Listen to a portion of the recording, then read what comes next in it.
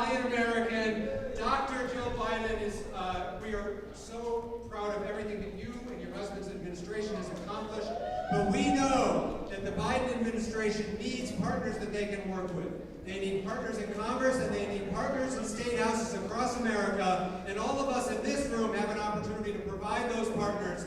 And Governor McKee and the next congressman from Rhode Island, Seth Magaziner.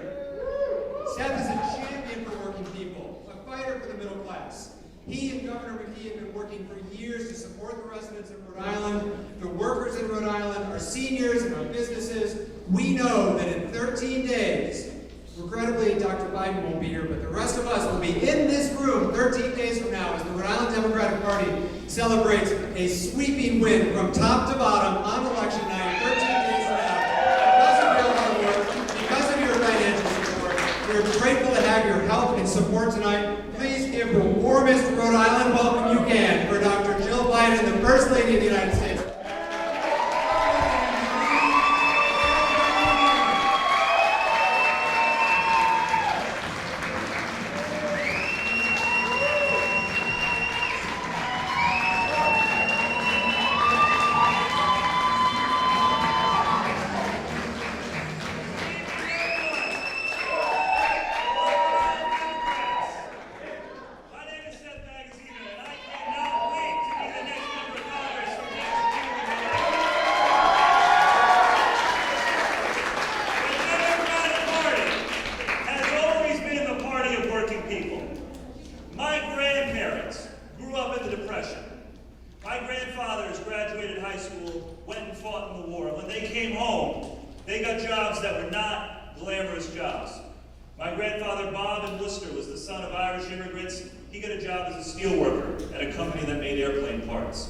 My grandfather Louis in New York, the son of Jewish immigrants from Eastern Europe, got a job as a bookkeeper.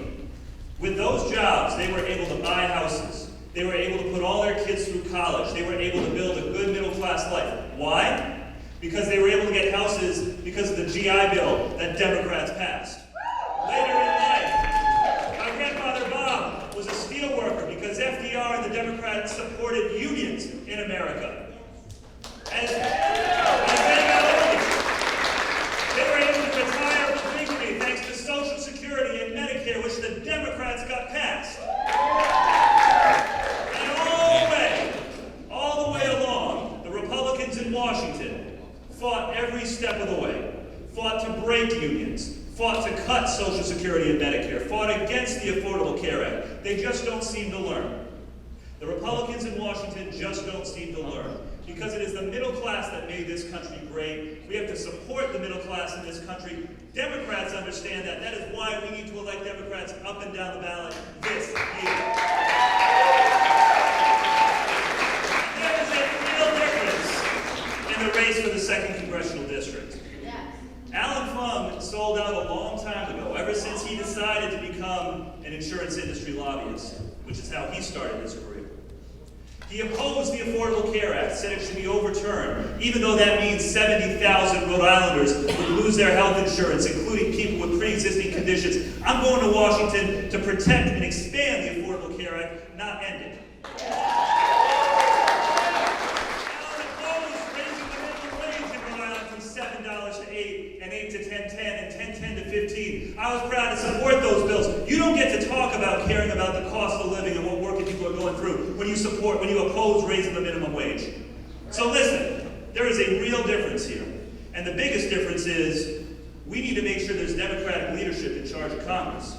Because Kevin McCarthy and the extremists on the right, they're not even trying to hide what they're going to do. Kevin McCarthy and his cronies have already said that cutting Social Security and Medicare is one of their top priorities, and they're even willing to shut down the government in order to do it. They never seem to learn.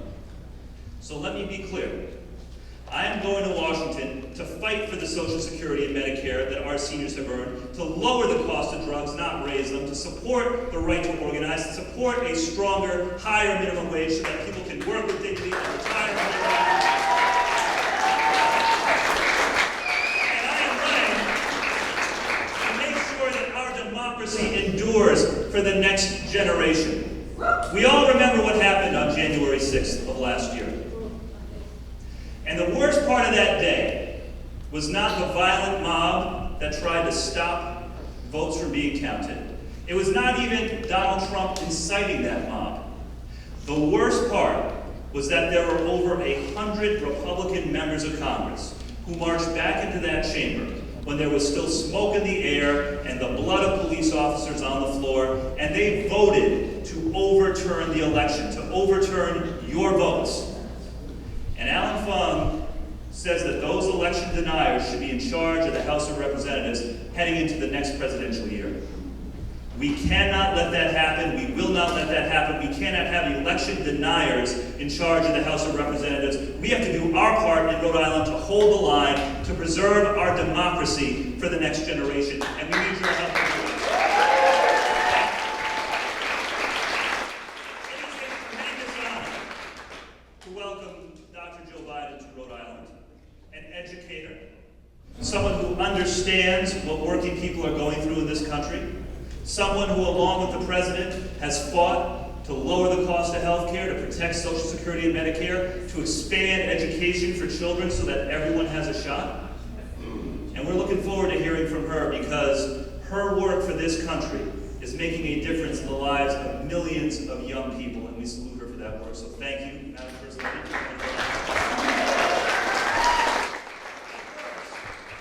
There is another election on November 8th that we must win.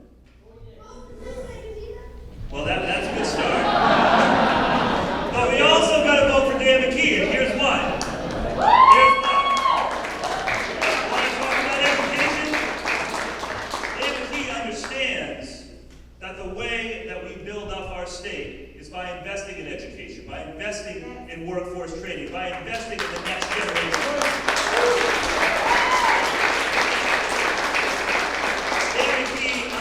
Rhode Island because his story is the story of Rhode Island. You can't say that about your opponent.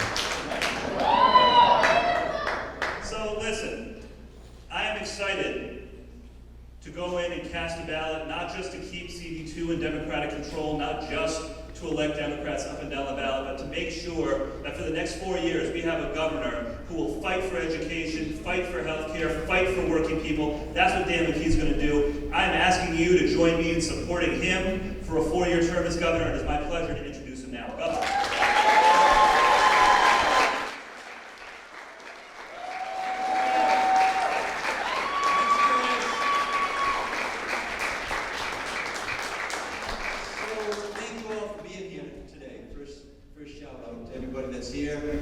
All those people who are supporting this effort to make sure that Rhode Island keeps the momentum that I've never seen before, either as a small business owner, a mayor, or lieutenant governor.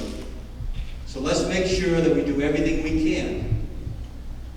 At the top of the ballot, the governor, lieutenant governor, secretary of state, attorney general, a treasurer.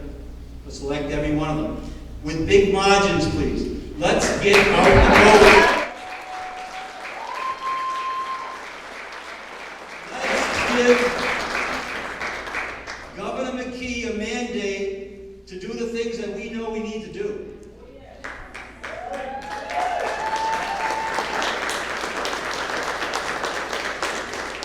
But I believe in sharing the credit. That's how you get things done. Getting it right is more important than being right. Not caring who gets the credit, gets things done. Jaden, you're a good man. So we need to make sure that we keep the House of Representatives and the U.S. Senate in Democratic hands. We need to make sure that we give President Biden the support he needs to help us right here in Rhode Island and around the entire country.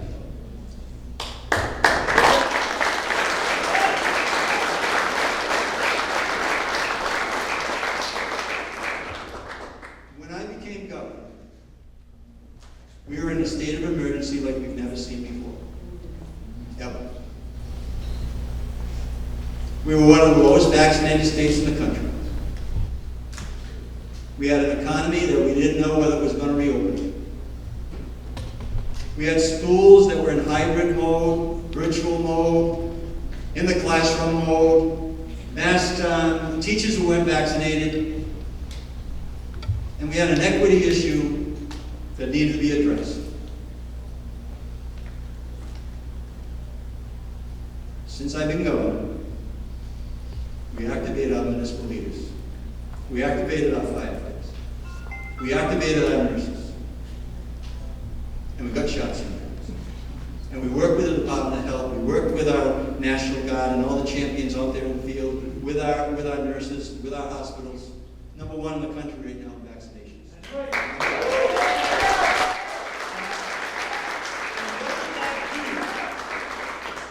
That allowed us to open our economy. Support our small businesses.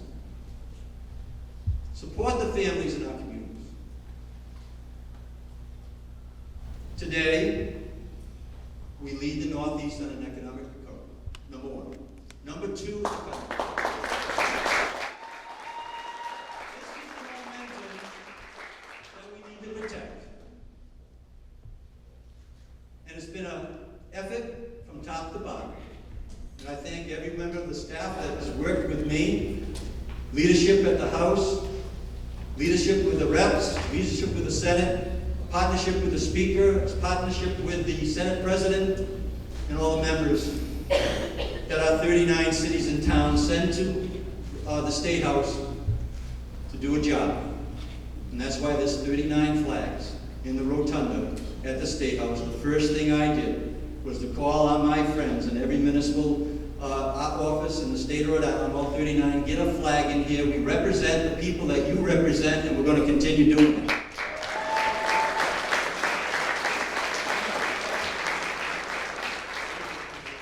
I say this every time I speak, but it's a new audience. We don't have that momentum unless we have a partnership. Up and down. Senator Reid, Senator White House, Congressman Blanchard, Congressman Cicilline, the President of the United States. I've been in the Oval Office. The President has been on calls with me from dealing with snowstorms, with governors up and down the East Coast. By the way, everybody forgets the snowstorm because our municipal leaders, I see Don Krebian back there and others, actually figured that they know how to remove snow from the streets. The only thing we remember about that day is the day that Tom Brady didn't retire. That's it. But with a partnership with the President of the United States, making sure that we had an emergency order in place, we're going to recover 75 cents on every dollar we spend on that stuff. And it's going back to our municipalities. And it's going back to the state. We're not here without our congressional delegation. We're here because of all our hard work, but that included our congressional delegation. Well, I'm trying hard. We manage the largest surplus in the history of the state of Rhode Island. And what do we do with that surplus? We're investing in our communities. We're investing in the one thing that keep us on this pace where we will continue to lead the Northeast in an economic recovery, and it's called JOBS. JOBS. Good paying jobs. And we're doing that. Combination surplus, combination of money, Senator, that you were able to bring that way with your help and others. Making sure we get more than our fair share in the state of Rhode Island. We're investing in the fisheries in Gallup. Over $40 million. It's already prompting private investment in the millions of dollars. We're investing in Quonset, in our port, to make it contribute to a offshore wind effort. Over $60 million. We're investing in downtown Providence. I see Brett smiling over here. He's smiling. Give me a thumbs up right now. We're turning the lights on in the Superman. Yes. And we're going to put people to work. And when it's done, move in, and they're going to support the economy in the city of Providence and in the surrounding communities. And we're not going to turn our back on Pawtucket. And we're going to invest in our communities. And we're going to build that bridge over the water in Pawtucket. And we're going to connect it to an athletic facility. And we're going to connect it to housing. Then we have $250 million in the budget for housing. And we're going to create a retail strategy. We're going to connect it in with the train station that started, during the time that I was mayor. And we're going to hold on to this economic recovery. But we've got to take care of business. Right? And business it started last week, and it goes to November 8th. We need to drive out votes in Congressional District 2, Congressional District 1. We need to put that effort in to hold on to this momentum that we want to keep. Investing in education. $250 million in the ballot, vote yes. Another $100 million in URI, vote yes. We're going to do a green effort too as well. I can stay up here all day talking about the things that we got done in the last 20 months. Imagine what we're going to get done in the next 4 years.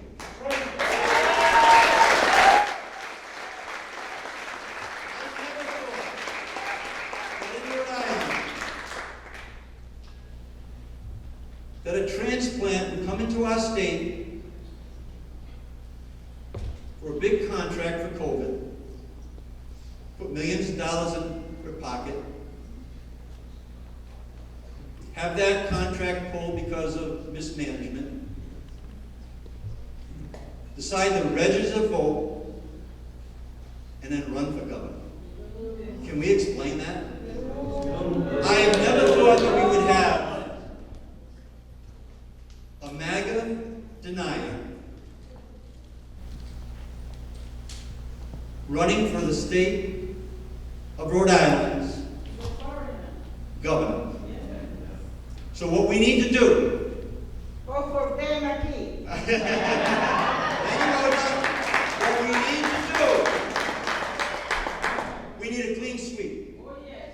We need a national level. Yes. We need to send Seth Magazina and our senators and Congressman Cicilline back to Washington because they're doing a great job for us. We need to elect Lieutenant Governor Sabina Matos. We need to elect Rep. Greg Amore as Secretary of State. We need to re-elect Peter Naroda as our Attorney General. And I saved the best for last because he's a former mayor. And we need to make sure that James Diosa gets elected as our treasurer. And working together, we're going to make that happen.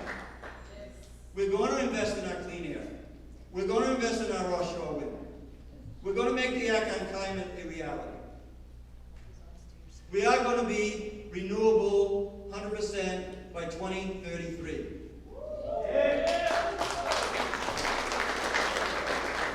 And we are going to procure another 1,000 megawatts of energy offshore.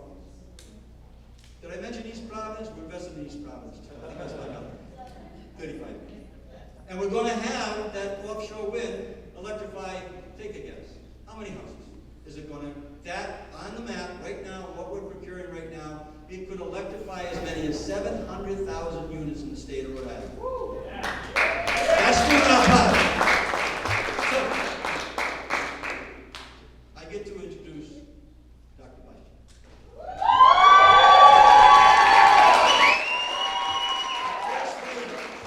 The first lady of the United States of America. And I'll finalize that. We were just at Rhode Island College. We're going to invest in Rhode Island College. We are going to invest in some sort. We're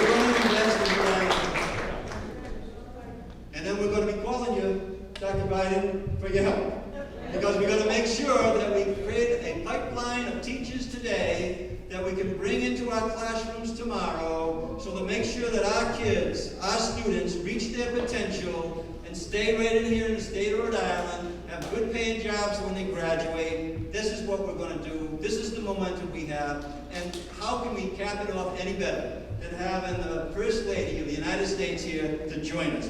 Please welcome Dr. Jill.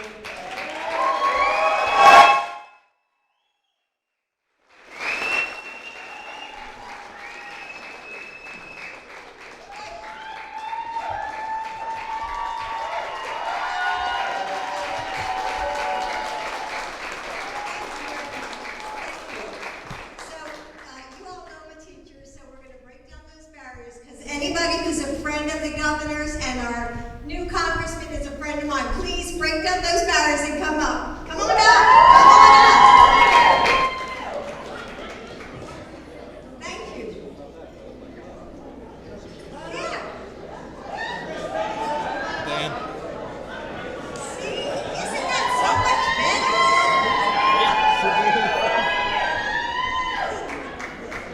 See, don't friends just gather together? Yes. So anyway, I want to say thank you to the governor, Governor McKee. You know, as he said, I just had the chance to visit Rhode Island College with Dan and your First Lady, Susan, and who, as you all know, is a fellow educator. And yes, let's say thank you. And it's so wonderful to see how much they both care about Rhode Island's students. And I also want to thank Brett Smiley and all of the elected leaders who are with us today to support the governor and Seth Magaziner, your next congressman.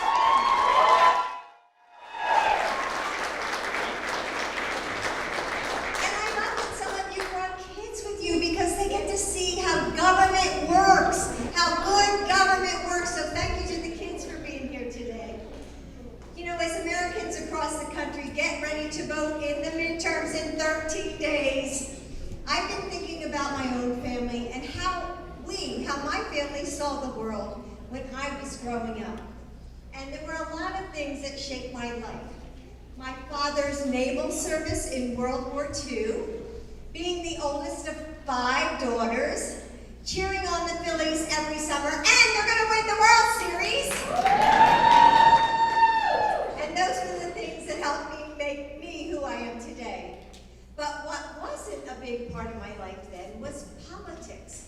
You know, I knew that my parents voted on Republican, but they didn't talk about it at the dinner table. Instead, they talked about my dad's job at the bank. You know, they talked about my grandparents' health and the dreams that they had for the education for me and my sisters. And I bet a lot of your families were exactly the same. So when I met Joe, you know, I sort of felt out of touch from his world in D.C. And on our first date, I remember thinking, thank God I voted for him. Now that was a long time ago, but for most Americans, things aren't that much different today.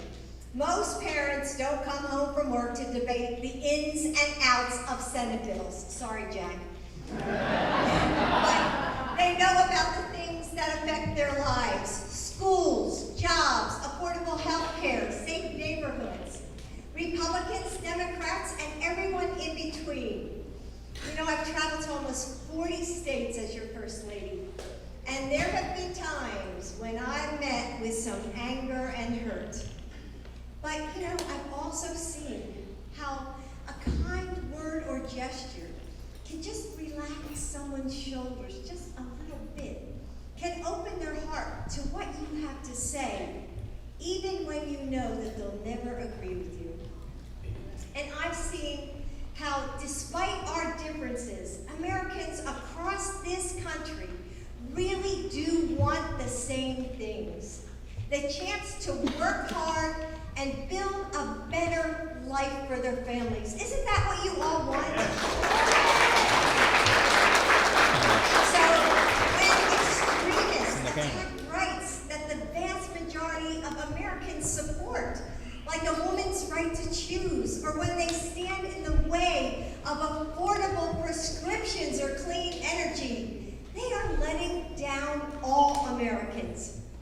So today I'd like to share a story from my life. It happened a very long time ago, but it's a story that may not be unfamiliar to some of you. When I was 17 years old, one of my girlfriends got pregnant. It was the late 60s, and abortion was illegal in Pennsylvania, where I lived. And my friend told me that she would have to get a psychiatric evaluation declaring her mentally unfit before the doctor would perform the procedure to end her pregnancy. You know, I went to see her in the hospital, and then I cried the entire way home. When she was discharged from the hospital, she couldn't go back to her own house. So I gathered my courage and I asked my mom, "Mom, can she come and stay with us?" And my mom didn't hesitate. Of course she can. And she never told a soul.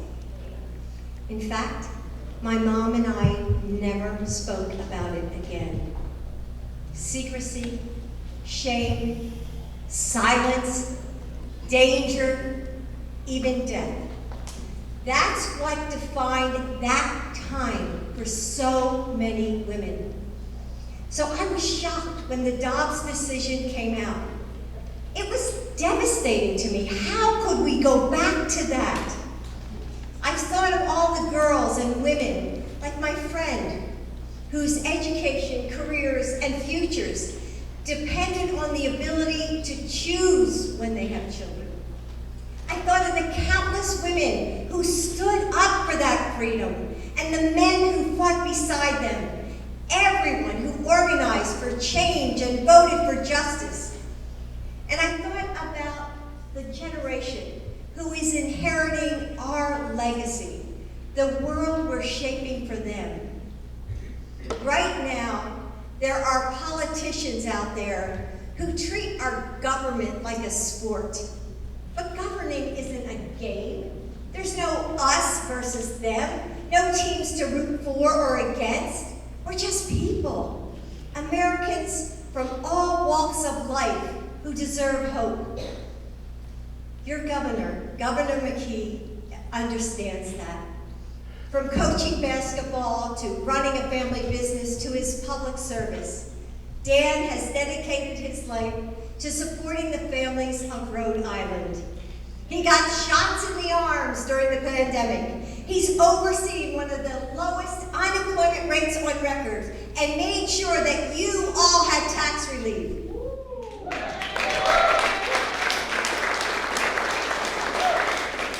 Seth understands that too.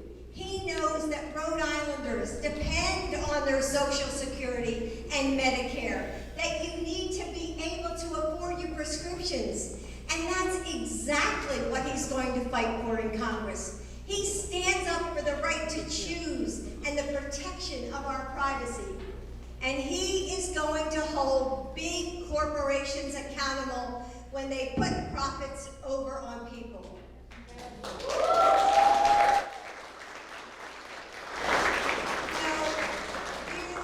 Thank you, elected my husband Joe, because he knows how to get things done. He has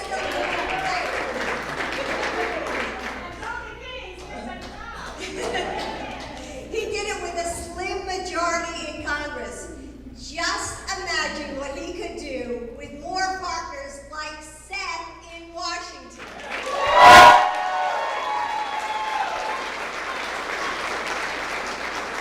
We could make sure that women across the country can make their own pregnancy decisions. We could protect Social Security and Medicare, our right to vote, and marriage equality. But it's up to us. And I have to say, this crowd really seems up to it. It's up to us to make it happen. Early voting has begun. So make sure you vote.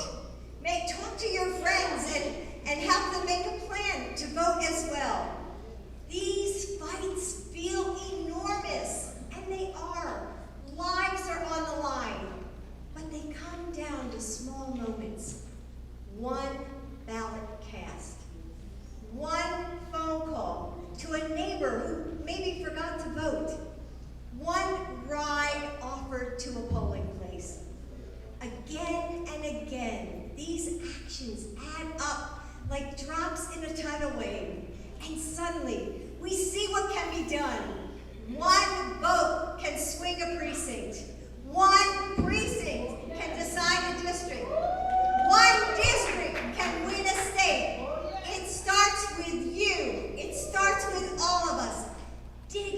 little deeper, working a little harder, and believing that together we can elect Dan McKee and